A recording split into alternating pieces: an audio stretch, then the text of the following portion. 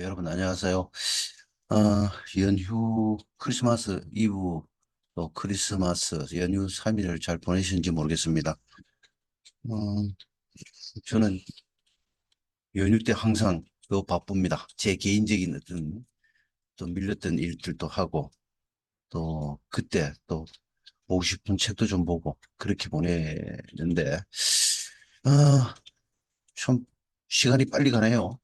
1년이 금방 순식간에 지나가 버리고 여러분들도 지금 연말에 이런저런 많은 생각에 좀, 잠길이라는 생각이 들고, 또, 올해는 1년을 잘 보냈다. 또는, 1년 아무것도 한 것 없이 지나갔다. 등등 여러 가지 지금 감에 좀 잠길 그럴 시기가 아닌가라는 생각이 듭니다. 경매를 공부를 하시면서, 어, 여러분들은 무엇을, 어떤 느낌을 가지십니까? 저는 요즘 그 학원 강의 또 대학 강의 이런 것들을 하면서 음, 상당히 안타까움을 좀 느낍니다. 어떤 안타까움이냐 하면은 경매라는 과목은 상당히 고도의 전문성을 가진 과목입니다. 재테크 과목이에요. 어, 쉽게 말해서 음, 유일하게 부동산 가격이 올랐다가 반토막 나는 거는 경공매 외에는 아무것도 없어요. 저 부동산 어떤 시스템 제도에 그렇게 그 금액이 올랐던 금액이 정말 50%대, 50%그 이하로 그 유찰이 되고 또 그렇게 급급 급매물을 살 수 있는 거는 오로지 경매뿐밖에 없습니다. 그리고 이 재테크 과목이 법률 과목이에요. 그리고 소송 과목입니다. 경매가 뭡니까? 소송이에요, 소송. 다만 먼저 본안 소송을 받고 강제경매 신청하거나 또는 서로 사적 자치에 의해서 근저당권 설정했다가 임의경매를 법적으로 허용해 주고 있는 것뿐이에요. 이게 소송입니다, 소송. 그래서 소송이고 또 법률 과목에다가 수익 분석을 위해서는 경제학적인 관점에서 또는 부동산 학적인 관점에서 평가를 하고 분석을 할 줄 알아야 돼요. 그 많은 시간이 걸립니다. 그 하루아침에 되진 않아요.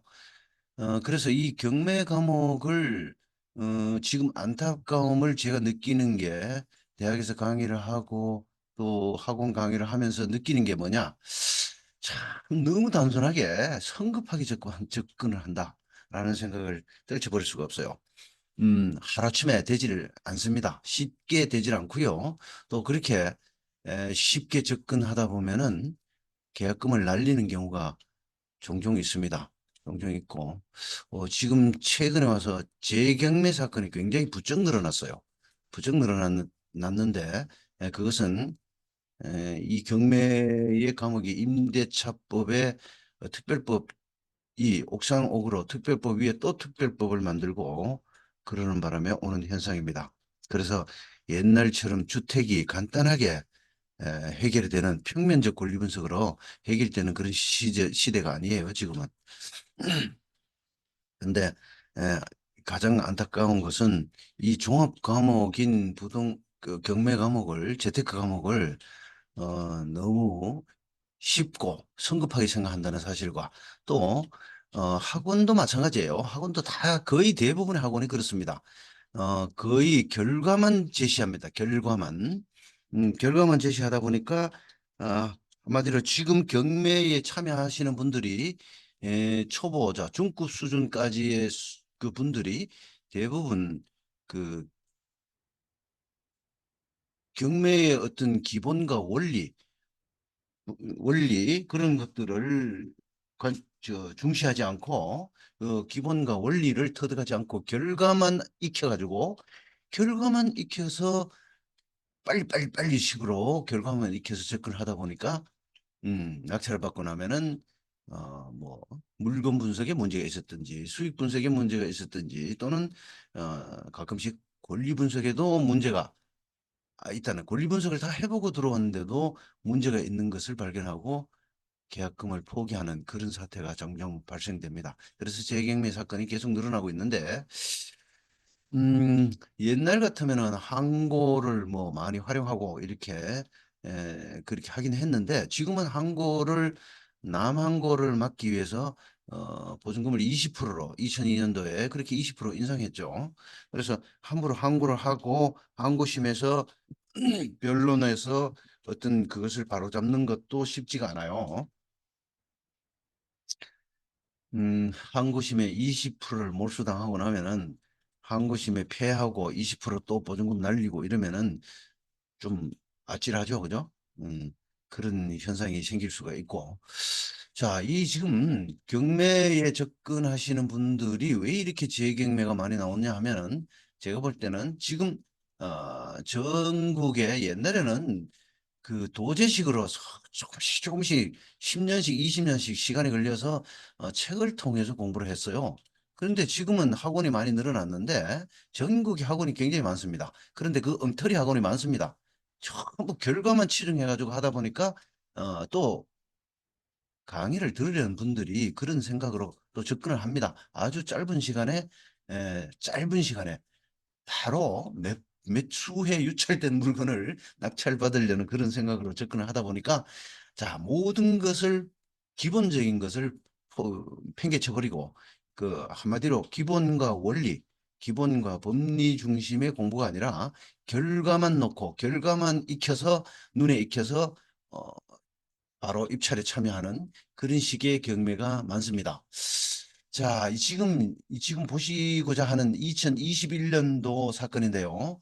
이 사건도 역시 다세대인데 제가 지금 주로 지금 현재는 주택을 중심으로 보고 있어요. 주택을 중심으로 보는 이유는 상가나 이런 것들인 특수 물건 수익성 부동산은 그 점에 그런 어떤 고유의 유치권이라든가 법정지상권 뭐 이런 것들을 초점 맞춰서 강의를 이렇게 유튜브를 촬영을 하겠지만은 지금 주택이 가장 급변한 게 주택 부분이에요. 주택 부분이 옛날처럼 간단하지 않아요.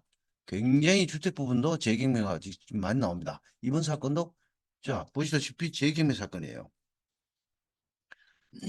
재경매, 재경매 보이시죠? 재경매, 여기 재경매 사건.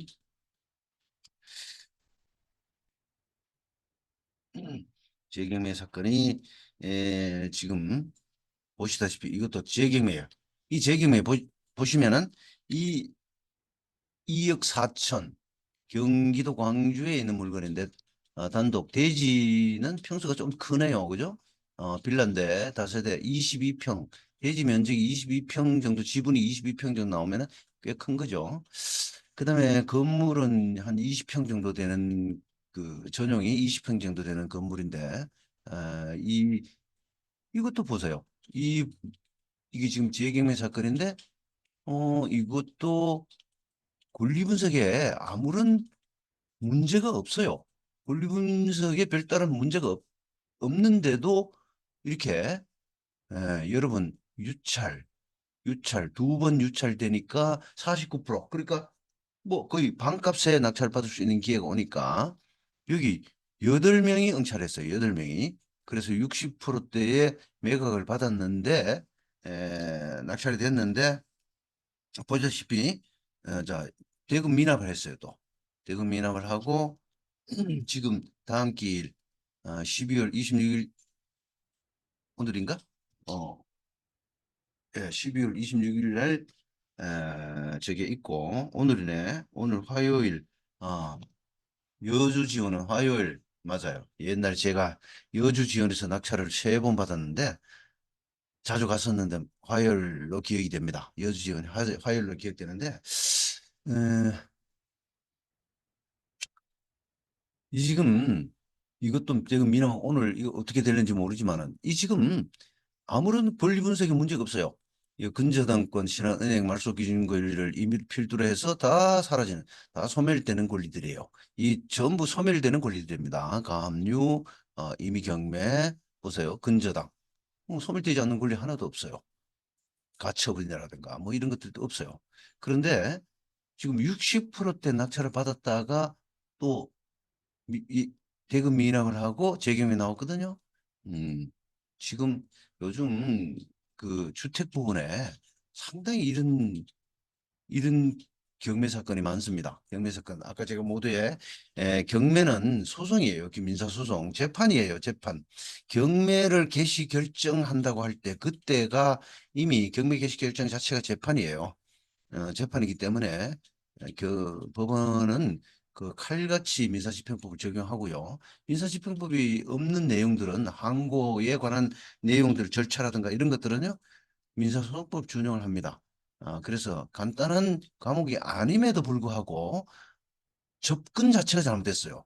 이거 사실 원리, 기본 원리와 그다음에 그 법리를 통해서 결과를 인식하고 그것도 결과를 가지고 분분석하고 그렇게 해야 되는데 에, 전부 일도양단적으로 결과만 탁탁탁 구분해 두고 결과만 놓고 권리 분석을 하는 요즘 그런 세태들이 학원을 운영하고 있거나 강의를 하고 있습니다. 유튜브에 대부분 그런 것들인데 그런 경매는 좀 지양하는 게 음, 옳다고 생각됩니다. 바람직하고. 자, 이 물건 보십시다. 다시 이 물건으로 돌아와서 이 물건이 허등에 문제가 없어요. 그런데 60%대 낙찰을 받고 미납. 아마도 이게 이제 법인인데 유한회사네요. 유동화 전문 회사인데 유동화 전문 회사에서 회사 내부적 사정이 있을 수도 있어요. 예, 그렇게 포기했을 수도 있는데 자, 이 빌라의 대지 자체는 자루형 토지예요. 자루형 토지고 이렇게 보시다시피 자루형 토지에 한 두 개 동? 몇 개 동이 있네요. 몇 개 동인데 있는데 자 이런 경매 사태가 조그만 재경매 나오고 계약금을 포기하는 이런 사태가 정말 비일비재하게 많습니다. 옛날에는 이렇게 그렇지 않았어요. 그런데 이제 갈수록 여기에도 그 주택에도 권리 분석이 만만치 않다라는 사실을 이해해 주시고 오늘은 제가 지금 간단한 이런 또 지금 유튜브 촬영했던 것과 유사한 그런 사건을 가지고 일단은 게시를 했습니다. 다음 시간에 또 다른 사건으로 또 찾아뵙겠습니다. 잠시 후에 뵙겠습니다.